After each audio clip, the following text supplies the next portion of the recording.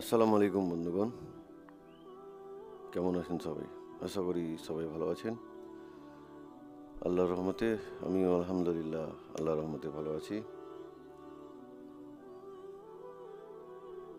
এই পৃথিবীটা আল্লাহ তাআলা পরীক্ষার জন্য সৃষ্টি করেছেন। এই পৃথিবীটা আমরা যে এখানে আছি, আমরা যেখানে আল্লাহ তাআলা আমাদের পাঠিয়েছেন আমাদের যাচাই করার জন্য, আমাদের বাছাই করার জন্য, যে পৃথিবীর মধ্যে কারা ভালো কাজ করে, কারা এই কোরআন মাফিক বা আমাদের প্রিয় নবী হজরত মুহাম্মদ সাল্লাল্লাহু আলাইহি সাল্লামের হাদিস অনুযায়ী যারা জীবনযাপন করবে, এই পৃথিবীর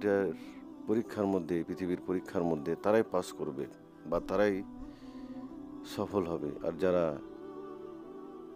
এই দুনিয়াটার মোহমায়ায় পড়ে যাবে, এই জীবনের মায়াতে পড়ে যাবে, এই দুনিয়ার লোভ লালসায় পড়ে যাবে, তারাই বিফল হবে।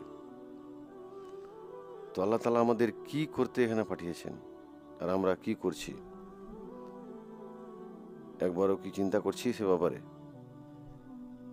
আমাদের অত চিন্তা করার সময় নাই, আমাদের অত ভাবার আমরা সময় দিই না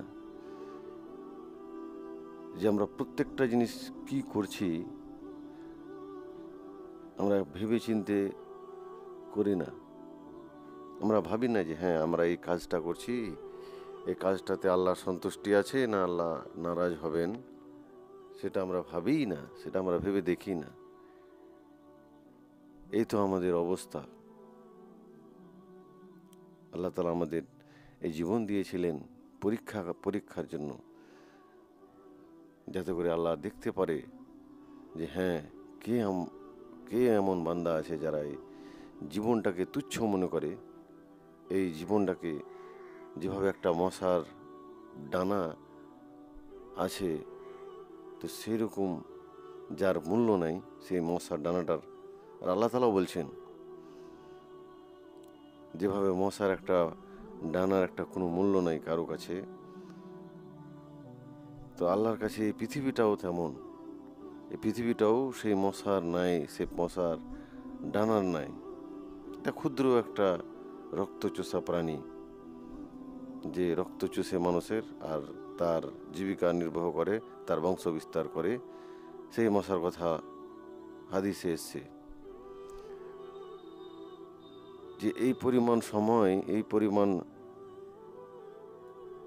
জিনিসেরও আল্লাহর কাছে যেভাবে আমাদের কাছে মূল্য নেই, সেভাবে পৃথিবীটাও সেরকম আল্লাহর কাছে কোনো মূল্য নেই।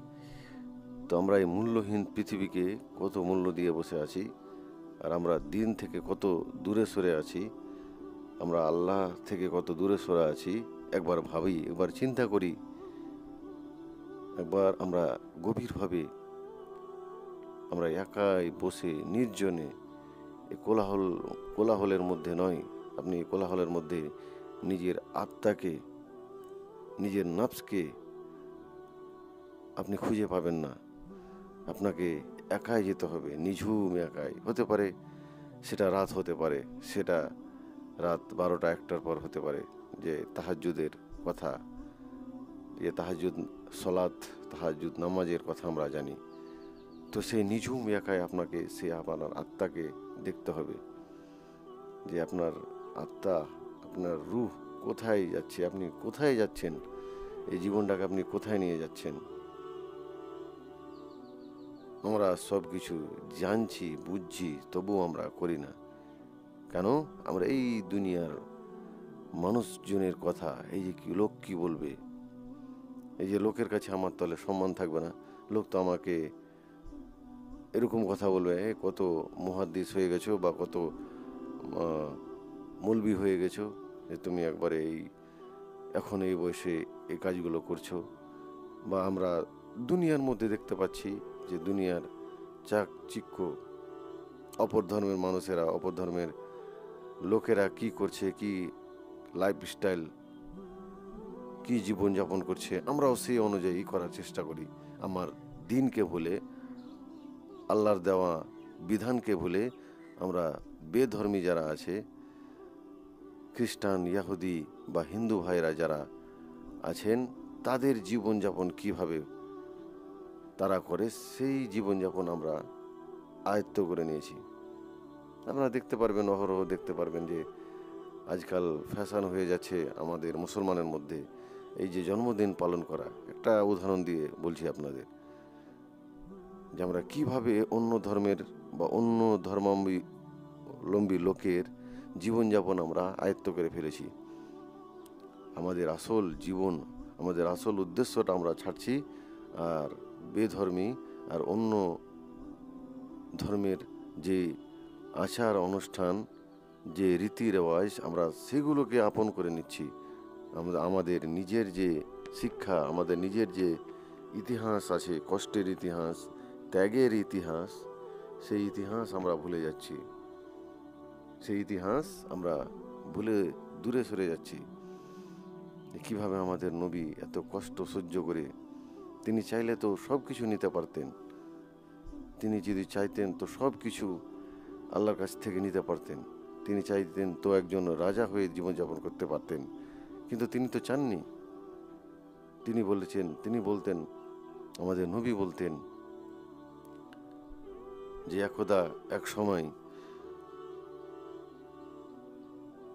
হাদিসের মধ্যে আসছে যে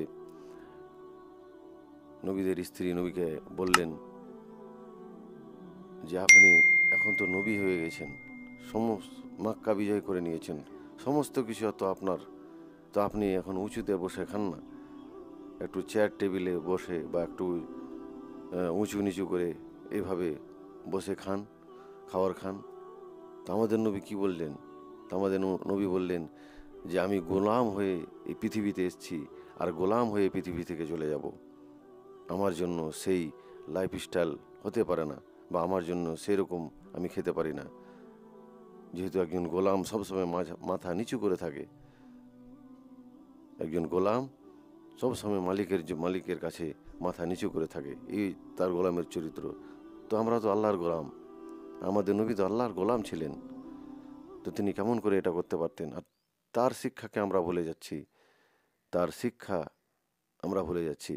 আমাদের আজকাল দেখেন, আমাদের নিচে বসে আমরা খেতেই পারি না, সেই বেধর্মীদের, যেটা আমি একটা কথা বললাম, অন্য ধর্মাবলম্বী লোকের আচার আচরণ আমরা আয়ত্ত করে ফেলেছি। আমাদের নবীর আমরা জন্মদিন তাও পালন করছি, আমরা নিজের বাচ্চাদের তাও জন্মদিন পালন করছি। এটা কি ইসলামের শিক্ষা? কখনোই না, এটা ইসলামের শিক্ষা হতে পারে না। ইসলাম কখনো জন্মদিন পালনকে স্বীকৃতি দেয়নি, কোন দিন দিবেও না।